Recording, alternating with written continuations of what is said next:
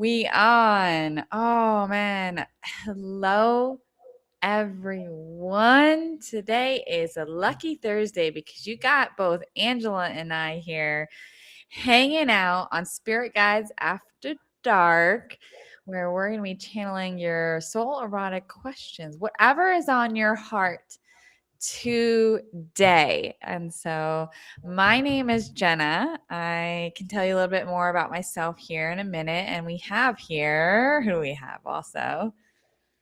Oh, I'm Angela. We're I was already. thinking of like you're introducing the crew. I'm like, well, we got angels here right now. We got spirit guides. We've got sexual teachers here right now, and a few ascended masters. Actually, more than a few. We've got Yeah. lots of beings here right now. Gosh, yes, exactly. So yeah, no, that's what we're doing. You introduced them, so good. Wow. While we are tuning in for the evening, we're gonna get to questions here. And so before then, I'd love to share a little bit about me and what I do. And so I am a channeler. I channel with source and universe. And all that is, I help tune in to guide people back into the remembrance of themselves. I work with a lot of subconscious beliefs and where is it that we learned these things that program us to believe that we are not worthy, that we are unhealed, that we are not perfect, all of these things, and how does that create our reality? So I do that in a lot of different ways. I do inner child healing workshops, retreats, and then I co-host here with Angela a podcast called Erotic Spirit Podcast. And so we have our latest episode up here. So you can tune in, subscribe to the channel. If you're new here, subscribe to Erotic Spirit Podcast. And today's episode, I just want to drop it in here. Today's episode was juicy. It was juicy as they all are. The pleasure button no one told you about. So you're gonna want to tune in and subscribe to that one. and then you tell us who you are, Angela. My name is Angela. I'm a psychic and a medium, a dream interpreter, and I practice quantum touch energy healing, energy work. And my biggest passion is just communicating with spirit and being a good bridge for other people to communicate with spirit. And I love helping people build their own stronger bridge with spirit because everybody can do this. Everybody's got these gifts. So that's my passion. And I talk to any divine being that wants to come through. I love doing this stuff. It's like it's a party and everyone's invited. There's so many more beings out there than we know. And it's always an adventure to see who will show up. Oh, you never know. You never know. And what do you feel? Do you feel like you want to share any little tidbits about today's episode that we just dropped? The biggest thing would be men. This isn't just, it's two ladies talking on a podcast, but this episode is also for men, and our show is also for men. I think men are underserved in this department, so we are an equal opportunity. I want to say equal opportunity lender. That's not what we are. We are equal opportunity shares of information and channels. So yeah, I love that. Yeah, tune in. This is for definitely for all the people out there, but definitely men. There's a lot related to men's health. We had the beautiful opportunity of interviewing Michelle Alva, and she's got decades of knowledge of experience in all these beautiful areas. That it's not just coming from energy. There's science. There's nervous system. There's tantra, all this stuff. So you're going to want to tune in and see what she's got to say. So, yeah. And as we get going here, I'd love to just start to set the container here. So, as you come in, start to just allow yourself to settle into your space. I actually feel a lot of energy around expression today. So, we're going to start to tune into those areas and start to relax your body here and start to relax your mind and even just take a breath in, focusing on that throat and heart space, focusing on your connection there, your being, your essence, your love. And just actually start to breathe into that throat space, breathe into the expression of who you are. Love, putting all that energy there, letting that energy swirl as you breathe in. And when you breathe out, even just sigh it out with some sound because no one can hear you. And breathe in again, breathe in all the way from your root chakra, your pelvic region, all the way down from your womb space. And everyone has womb space here energetically. Move that energy, feel that energy move up the spine, through the throat as you breathe out, side out. Ha. Beautiful. Dropping into your body. If you feel that you feel tense, or if you're not sure if you feel tense, just take a moment to soften the body, recognize where you are in your body, breathing in to the energy of all that is through your body. Grounding in truth and love. All that is. When you breathe out, soften that body, letting it just be. Beautiful. Coming back to the space in the container here, and feel free to open those eyes at your pace. Totally at your pace here. Yeah. And just let yourself just bring awareness to the room, bring awareness to your body, to your mind, dropping in deeply as we see this container opening up for the evening, setting in this space and acknowledgement of no judgment to self or others. And if you recognize that you are in that space, though, having compassion, recognizing any projections, any aspects in which you feel uncomfortable, and honoring all of that in the moment, not suppressing it. That's how we create a safe container when we start to feel safe within. Beautiful. All right. How are we doing? Happy. Happy. All right. So, let's get this party going here. If you are new here, as people are tuning in or rewatching this, feel free to drop your comments in. We do read them after. I've seen things coming after. And feel free, not necessarily if you ask a question, it may not be live energy, but uh, yeah, feel free to let us know where you are tuning in from and hit that like button and feel free to drop in a question. Ask anything, intimacy, pleasure, spiritual connection. What is on your heart today? What is on your heart? Yeah. Do you have anything you want to share? No, just there's there's some big beings coming in, so I'm interested to see what's in store. Every time we do something like this, I just have the feeling I just work here. Yeah. Yeah. Just work here. I'm here to pass on what comes through, and the awesome part of that is it's always an adventure. Don't know what it's going to be, and I get to hear it as much as everybody else does. So Yeah. really excited to see what comes through tonight. It feels big and really mellow, Yes. just really big energy, like heavy in a good way, very Yeah. peaceful, very big. I love that. I I love feel like that. we have extraterrestrials coming through tonight. Uh-huh.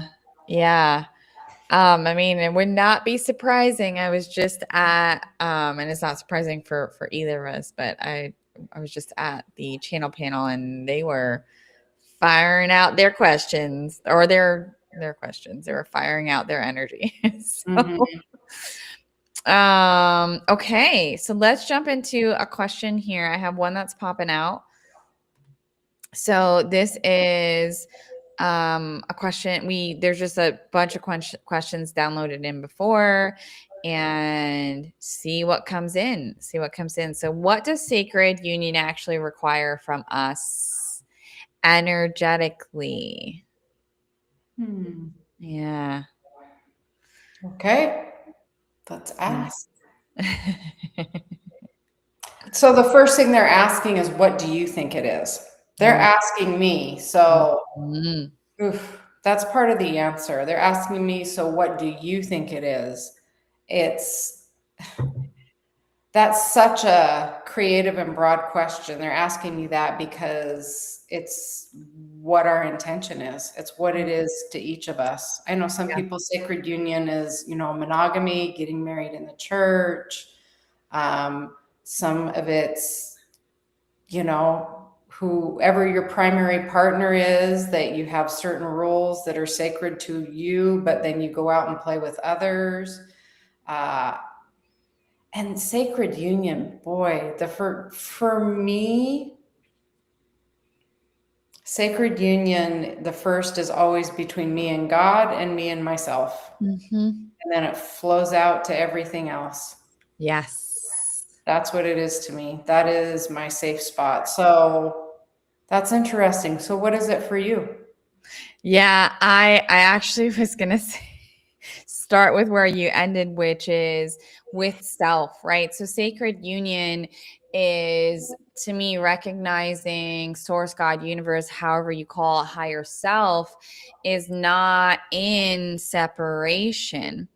And so when I see myself through that love and not disconnected from self, I feel like I embody such depth of my own being. Yes, I am living in this body and I'm living in this lifetime in this time. And however you believe it, I believe I'm a multidimensional being. And when I flow from space of presence and understanding of myself, that is sacred union. And when you meet that, I believe when that is met within, that there is no separation outside. And I believe sacred union happens not in just romance and partners and all of that. It is sacred union with the divine, and as we see the divine within every single being of consciousness outside of us. And there's just like this, like I'm getting this visual of this energetic cycle of like flowing from me and my connection out into the world, and that projection out of that oneness moving back into every connection, every being that I meet, and that flowing back in within me. So absolutely starting from within. Yeah. Yeah. Yeah. And there is a part here too that's like what does it actually require from us energetically? And the word require I know was put in there, but it's like require makes it seem like it's so like this is it. It's like black and white. And we everything is so infinite and limitless, but it does invite in presence. Like when we are really present with ourselves and our desires and our needs and our wants and how we want to show up today, that presence allows us to actually see ourselves truly in in love and not separation from the universe, and not in, confinement. No matter what our circumstances are, we can be the human, we can be in the emotions, but then we can see ourselves through love of that. And presence would be that big part there, energetically, like being aware of what non-presence is and how that shows up and how we create that. Yeah. Yeah, another thing that came flashing through is intention. Intention is Mhm. everything, and passion, love. You can't fake sacred union for Yeah. sure. It's the passion, the love has to be there. Some of my like most sacred moments, my sacred union moments are when I am by myself. Mhm. Sure. So Yes. just and sacred union is one of those things that I don't feel like it's something that we have to work at. It just is. Mhm. Something we have to really push at, that's something else. Mhm. Sacred Yeah. union is just you do it because you cannot be any other way because it's so you love it so much. You're so Yeah. passionate about it. Whatever it Mhm. is, that it's that Woo. love, that passion that creates the union. Mhm. So if you're for I think of it as spiritual practice. If you are passionate about racing cars Mhm. and you feel it and it brings you joy and you're obsessed with it, that is sacred union. That is Yeah. a sacred union moment. But if you're that same person and you're like, I want a deeper union with, God, creator, I'm going to make myself go to church. I need to do this. I'm going to make myself meditate. And nope, that is Mhm. not sacred union. It's where the passion and the love is. That's where sacred union happens, whatever that looks like for people. Yes. Yes. Yeah, it's like whenever someone says, "I have to do this," um, that's that's the force.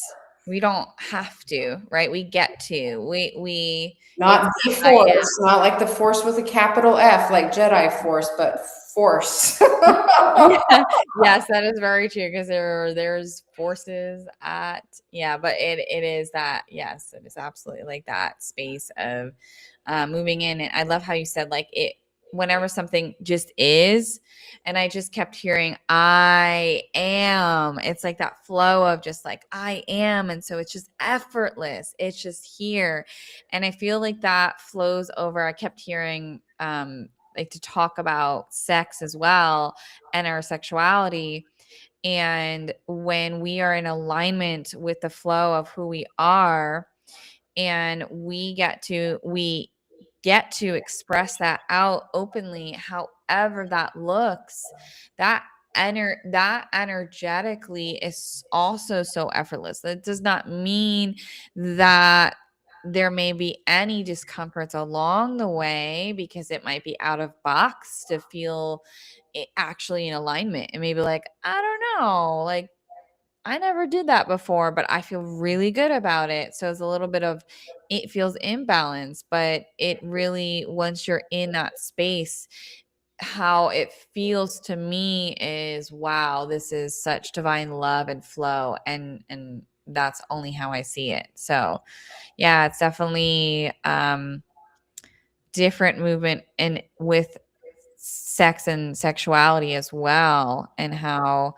that can even show up too with a partner, just like this flow of love, because one has love within self and they are creating from that space, and that energetically gets to flow out in that magical space of making love. So They're showing me an image, good points, by the way. They're showing me an image of a long-term couple that's having problems.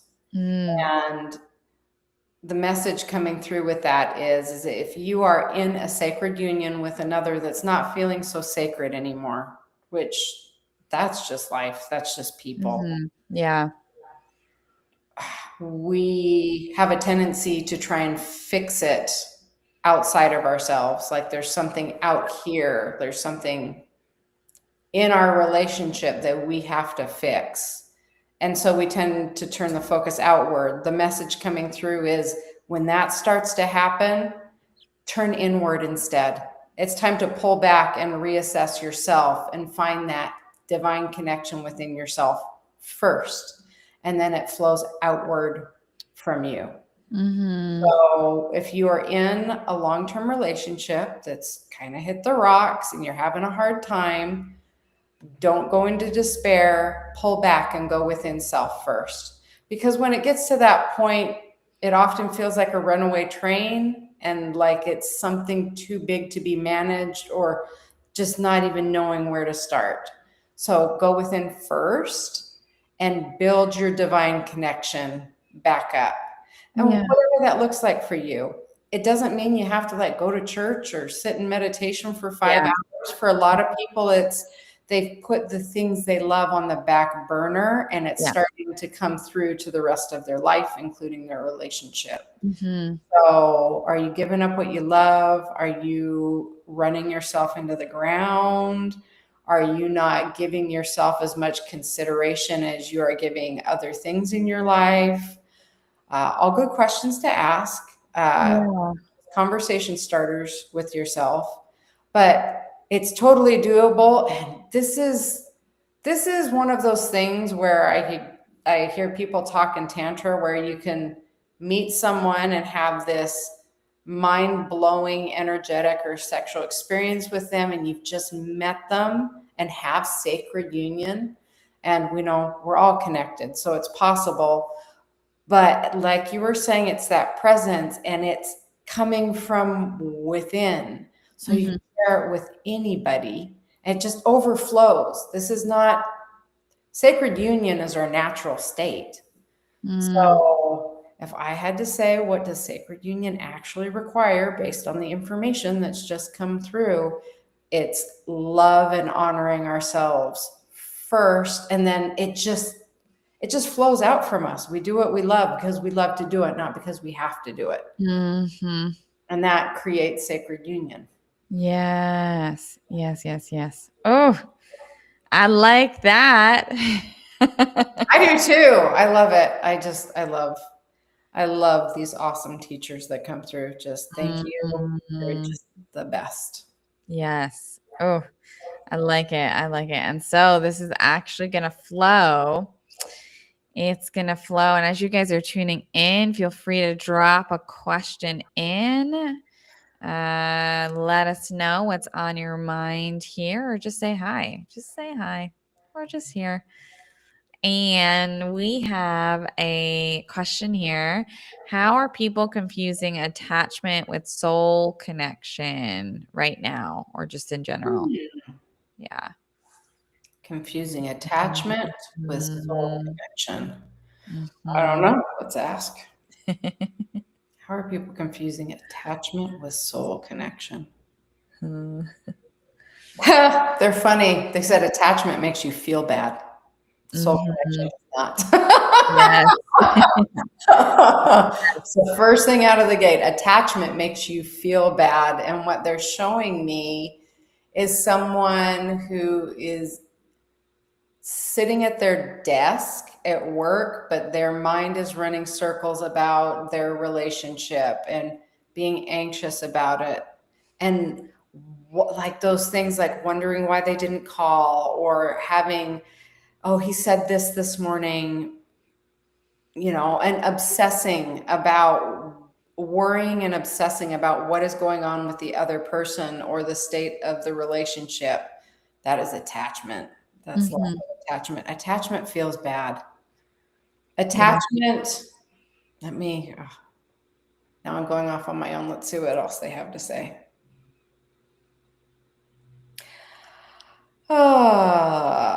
They're saying attachment is all about the other person. It is all about being attached to the other person's actions, what they think. It's focusing outside of oneself on things we have no control over whatsoever. Yeah. Soul connection. Well, let's ask about soul connection. Soul connection is it's basically what we just talked about. It's what's flowing out through you. It's you feeling like I am so excited I have this to share. It feels like sharing from a full cup. I can't wait to talk about, I can't wait to share.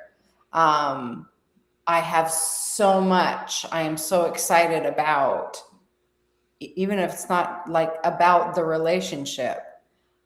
It's one's passion coming out from oneself, and it just creates connection. It can't not create connection. It is naturally connecting when we are in that state of thinking and being. Yes. I What are you? love that.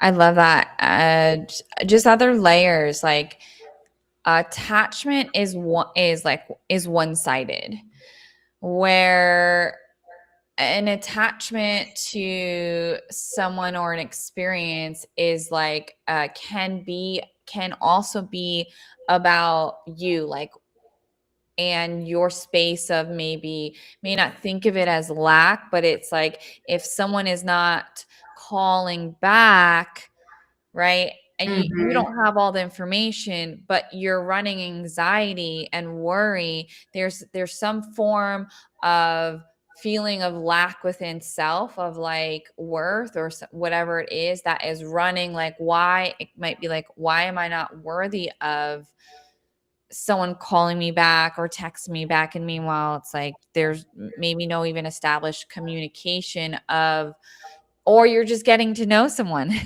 Mm-hmm. and they're working during the day and they don't have time to text throughout their day, right?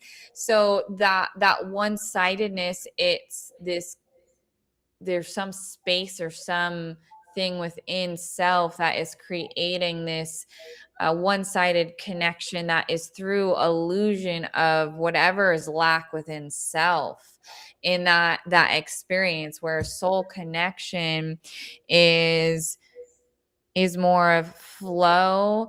And I mean it's saying it's unattached, right? So it's the opposite. It's not attached to an outcome, because ultimately um love does not have love cannot be contained in a box. So soul connection is just a deep understanding of self and other. And even that may mean that it is not the right fit for each other to be in romance, to be friends, to be business partners. That soul connection can still be there, but it's about presence and truth, as opposed to I need you to do this. It's about how does one feel, honoring that and respecting both sides without having the attachment to the anxiety that this has something to do with me, versus it just is. This is just the flow and it is moving in this different direction just because. Mm-hmm. Yeah. I like how you said attachment, like you're trying to fill something in. Yeah. And that's the other case. It feels like without this other person, like you're hollow. Like Mhm. you need this relationship or you need this current connection to fill something within yourself. Yeah. That is attachment. Mhm. When you are in soul connection, it feels like I have so much excitement, so much joy, so much Mhm. peace, or even empathy. Even if it's in a hard time, you have so much to share, Yeah. even if it's just your feelings or your support. It's that feeling of I have to give, not I have to have. Yes. And Yeah. that doesn't mean not receiving. It Mhm. just it's that feeling. It's that knowing. It's that knowing that you are enough and that what you have to offer people desire and that it's worth giving to other people. Yeah. I've noticed a lot of people who are, I want to say stingy or non-giving, not very outgoing of themselves. A lot of the time they feel like it's because what they have to give is not worth giving. Yes. It's not a lack of I'm going to be greedy and hoard it. It's not worth giving to anybody, so I'm just going to keep it to myself. Yeah. Yeah. So it's that connection with self again, and then Yeah. going out into the world. Yeah. Oh, I love it. I love it. And this is an interesting space too, like in our sexuality and sex as well. Like the one thing that I heard coming through was it definitely related to how I used to operate, this feeling of like um attachment of the way that I wouldn't even say expressing my sexuality. It was more of like projecting my insecurities of feeling not worthy enough or not whole or complete, and projecting that insecurity through having sex with people that I did not want to have sex with. Mm, And so it's like that instead of that soul connection where it was like, oh, like I'm dropping in like to this experience and this is exactly what feels really, really good. And it can ebb and flow from moment to moment, but it's like the attachment to this experience is going to tell me something that I didn't know about myself, and it's going to tell me I'm worthy. And so I'm creating this experience not knowingly through the unconscious mind, and that filling it with this void within through sex. And then you sometimes you don't feel good afterwards, and you just keep repeating that cycle, right? So it comes down to I'm hearing like, how can you tell and discern? And there's a lot of like, how do you feel after? Do you feel anxious? Do you not feel good about yourself? Do you feel like you're repeating the same cycles, as opposed to like this experience that you create with that's a soul connection?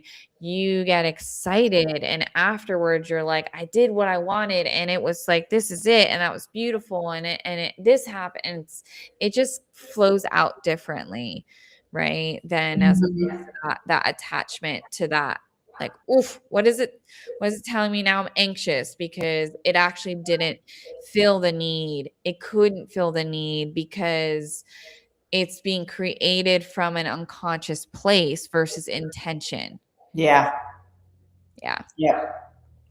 So that's my piece, and I said I it. like Oh, beautiful. Okay, we're flowing into the night here. We're dropping into a little over halfway here. So tuning in. There's a couple other questions we got queued up here, but feel free as you guys drop in. Drop in. I'm actually gonna drop up our website here.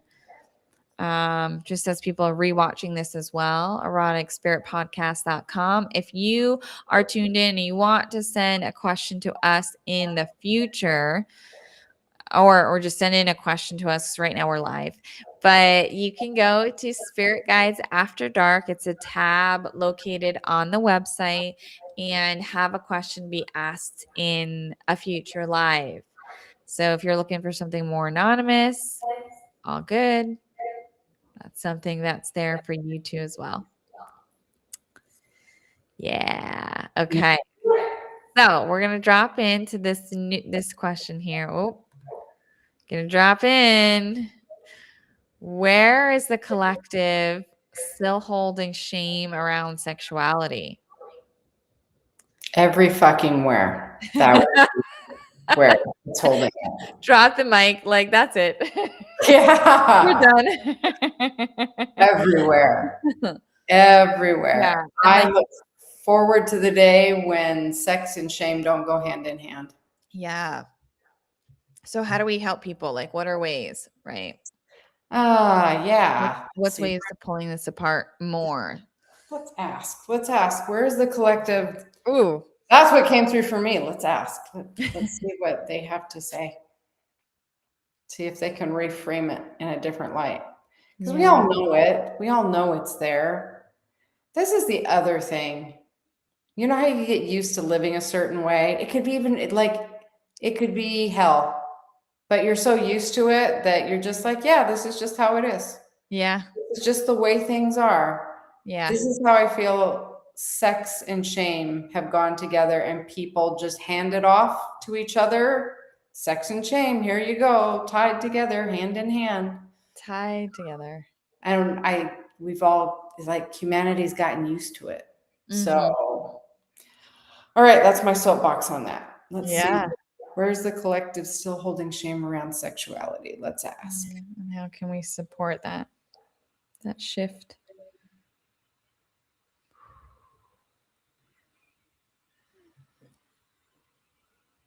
You go first. They're saying you go first. Oh, me go first. Yeah. Damn. Okay, so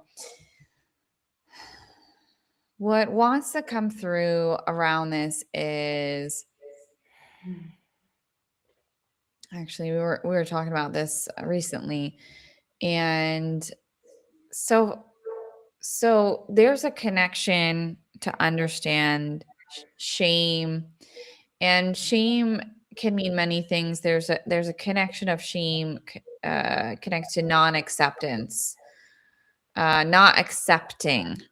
Okay, not accepting oneself, and that can be caused from many different ways. It's wanting to go down to like our worth and our what we are actually worth, or where those beliefs come from. So in society, um well, it's going to society. Society sometimes tells us actually quite literally what we are worth. There are certain cultural beliefs.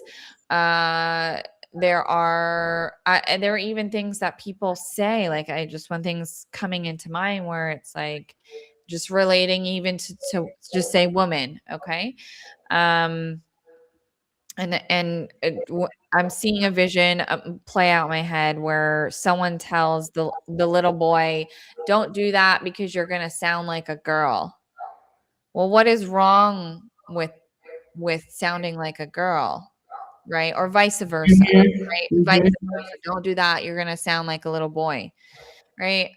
And so it's already in the framing, so embedded in society as like these phrases that are just passed on and passed on to that one way is delineated as one way. And this is the way that's acceptable in society for this person, or this identity, or this projection of maybe little girl, little boy, whatever that may be, and that society is can be deeming like what is acceptable, and that gets passed down, and we learn at such a young age that, oh well, yeah, it's not, oh, I don't want to sound like a girl. And then to be able to project that outwardly, that becomes such an unconscious space that you speak out in the way towards then woman, of not wanting to sound like them.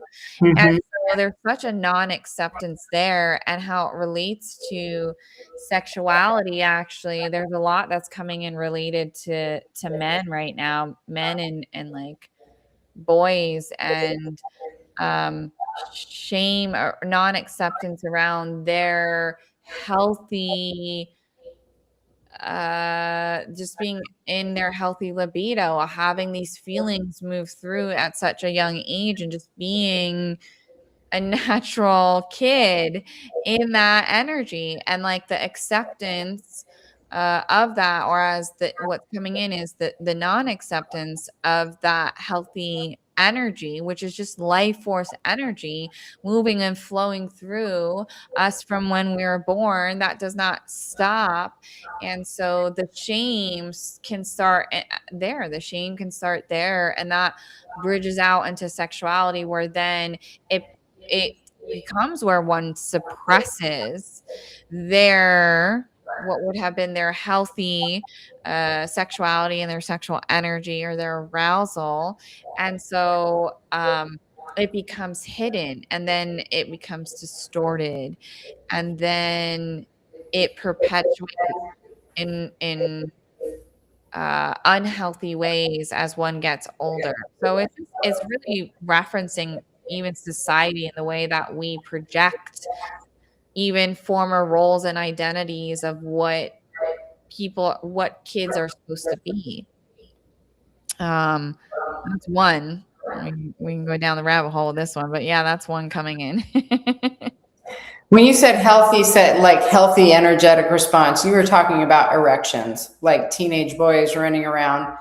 Yeah. Healthy, natural Mhm. response. And man, if it happens in public, it is ridicule, Yeah. shame, pain, teasing, or outright you get into trouble. Yeah. Um, Yes. yeah, Yes. just to clarify on Absolutely. that one. Oof. Yeah. So what's coming through is holding shame as sacred. So I was raised Catholic, and they're showing me, they're showing this image of the church I went to school in, which I love. I love nuns. I love the love and care and joy that my upbringing was fueled by. I had great nuns. It's the framework that love came through and their Mhm. beliefs that I feel is flawed. Because guilt and shame, sacred. Oh my gosh. In that spiritual tradition, sacred stuff. Mhm. I I remember I graduated Catholic private school in 8th grade, and to celebrate, I went with my friend and her family to this beautiful monastery to spend Easter, which is like the high holy holiday of Catholicism.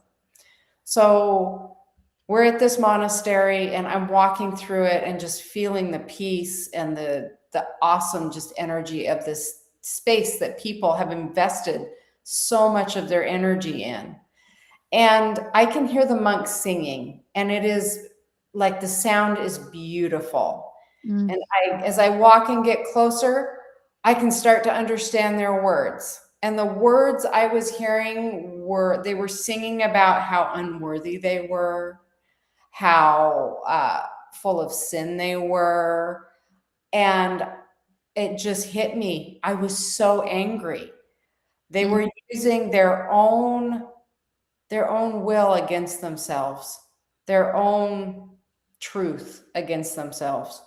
And that's when I left the church. There's something about that experience that hit home to me, that using such beauty to cause such pain to themselves. Yeah. And, but that was shame personified and glorified and a living ritual. So, holding shame let me see where they wanted me to share the story. Let me see what the point is. Um, Shame is not something to be ashamed of. It's not something to be proud of. It just is. Mhm. And it is not holy. Shame is not a holy quality whatsoever. Mm. They often don't speak in absolutes. This is not my opinion. This is what's coming through. Mhm. They're saying shame is not holy.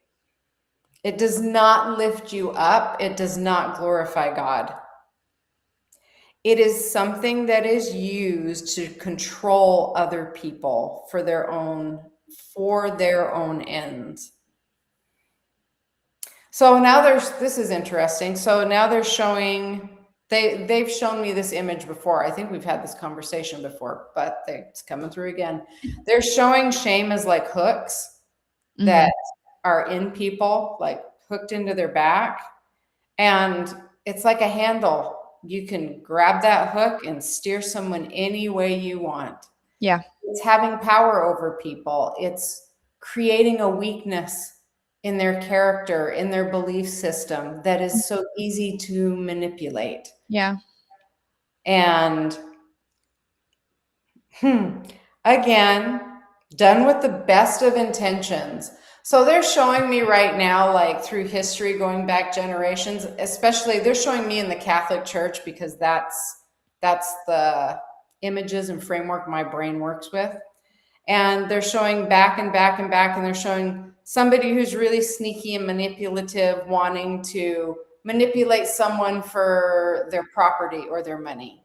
And then they're showing me another priest who's well intentioned, but wants a young person to behave in a certain way because they're concerned, and they're showing like sexuality. They're showing like a 15-year-old young man who's watching a girl working outside, and the priest getting after him and saying, no, that's, it's shameful to think those thoughts, because the priest is worried about this young man knocking this girl up, Mm, which was a no-no. So it's manipulation, either with bad intentions or good intentions. It doesn't matter. It's still manipulation. And shame is a really good handle for that, for people. yeah.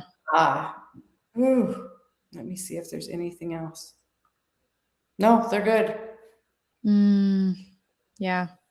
I like that. And there's a layer adding in like with the intentions because you know like perception of good and bad, well, bad and good is perception, how we see it, right? And then there's like truth of all that is and like just that clear channel. But this perception when it leans into like say or wants to be added in is what could be seeing as like good intention, right? Is like projection through maybe like their own insecurities or their own, like you said, this aspect of wanting to control because it's for seems like it's for the betterment of society. When that control is really outside of them and there's some sort of distortion in their belief system around control, around the fact that one thinks that they have Mhm, control outside of them. And so, right, that's projected, even though it's like, hey, we want society to function and we want, right, like all of these things. There's still some sort of root there of like, there's something within me. It's my responsibility to make sure that this society is kept safe. And so that's where the intention leans on that side, and it's still in a form of control, but maybe perceived as like good from self because mhm, yeah, it's like okay, I think this is for the betterment of society when meanwhile that's one's belief system, right? And that's being projected out, which is not in their, which that has nothing to do with them, but they still feel that calling, that responsibility. So mhm, yeah, I feel that. I feel that. Definitely. mhm. Shame is if you're tuning in, I think I love how you said in the beginning, where is the collective still holding shame around everywhere or shame around sexuality? Everywhere, guys. It is everywhere. And like there's an experience too that me and you have talked about that's different in our experiences because I didn't grow up with that. I mean, there was like a religious aspect, but I didn't go to church. So I heard the things being said, but it was that was not the primary root of my shame. And so I didn't even know that I had shame. I actually we had this conversation recently where I I'm like, I have to define at one point in my journey, I'm like, I have to define and understand what that means and where it was being tied back to. Cause for me, it was related to the sexual abuse I went through when I was younger. And that was so repressed. I didn't remember that. So I didn't know that there was an experience of attaching my worthiness to that sexual abuse. Like, if I'm not worthy of being loved in the way that would have been nurturing and in the capacity of that truth and love, but the sexual abuse happened, well, I unknowingly, unconsciously attached my worth to that experience, and throughout my life I projected it in many different ways, but I didn't know that I was attaching my worth like that. That's where that came from. There were other experiences too, but there was like a piece of I had to peel the layers back. I didn't know that I was actually in a space where I was so unconscious, and that goes into like some of the repressed stuff. You Mm-hmm. Some of like even the feeling of like not wanting to be touched, and that being such a big, and I have actually quite a bit of clients that come to me for this, and I know it's because of what I went through, where they're attached to this worthiness or unworthiness of like feeling that true nurturing being held as I should have been held, right? Instead of experiencing sexual abuse. So it's like I'm not worthy of being touched and held.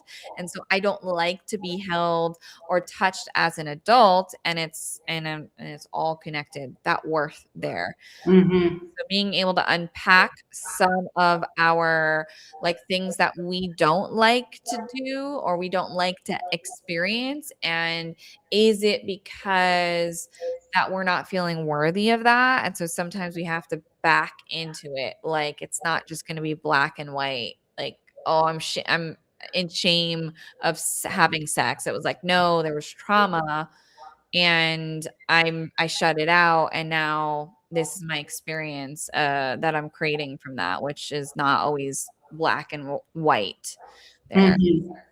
Yeah. I think the root of shame is feeling like there's something inherently wrong with you. Yeah.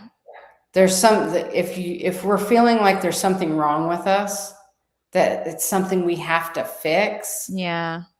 So easy for someone to manipulate us. So easy Yeah. for someone to go, yeah, there's something wrong with you. Oh, I have the answer. You Yeah. do this.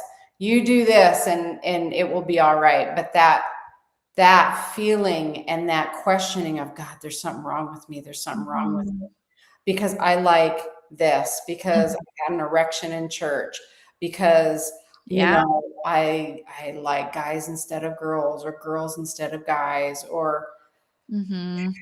because I don't want to wear my burqa, or it's all these things are so arbitrary and they're cultural. It's crap we made up. All Yes. of this is stuff we've made up.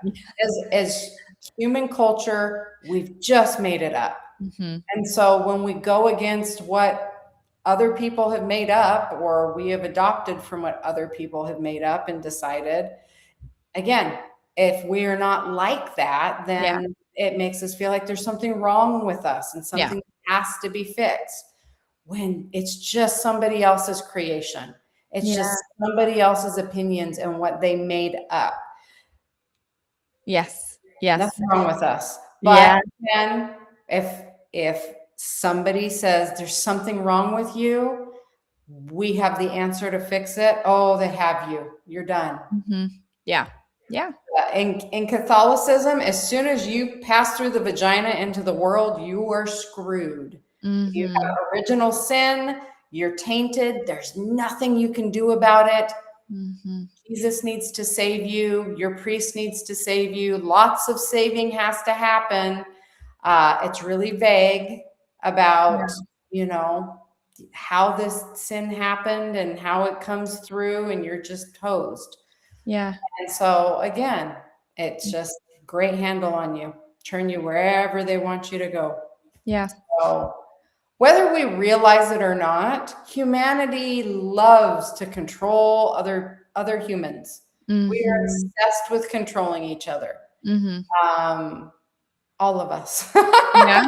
One way or another, we all have those moments where, like, if they would just do what I say, everything would be fine. The world would run. We've all been there. So, and it's that need to control. If they would just do, everything would be okay. So Yeah. when people in power, who doesn't mean they have bad intentions, it's just that focus of, if they would just do what I say, everything would be fine. Yeah. You have the power to back that up, then that's what happens. Yes. So, and then it becomes culture, it becomes law, it becomes, for good, bad, ill, whatever your opinion is. If whenever we have power, it just shows us what we are. It's how it just gives us further reach to exercise who we are. Mm, So these people who have this strong opinion, who are in power, can have further reach. But yeah. it's just somebody's opinion. It's Yes. what somebody else thinks. So Yes. take that for what it's worth. Yeah. And we are the like, I am the only person that can give this thing this meaning. Yes, maybe I learned it, but after a while, I'm still like the creator of that meaning. I'm still giving it the ownership by playing into that. So, for some reason, it's dropping that at the end. It's like, only I can give this meaning. So, if I see something and I'm not like, that doesn't fall in line with my thinking, then change it. Let it be. Yeah, let it Mhm. be. So I like that juicy one at the end. So I wanted to end with this, just pulling up a couple things here. If you are tuning in, have tuned in kind of in the middle, wherever you're at, watching this later, come sign up at our website, eroticspiritpodcast.com. Feel free to tune in there. Ask a question in Spirit Guides After Dark. You'll be able to ask a question there, connect there. And we go live every Thursday. So whatever you're wanting to ask, right? This is the safe space. And so drop that in there, and then I'll pull up my info here just as a reminder. You can find me at myawakeningwithin.com, and there's all kinds of things. We can do one-on-one sessions, check out my retreats.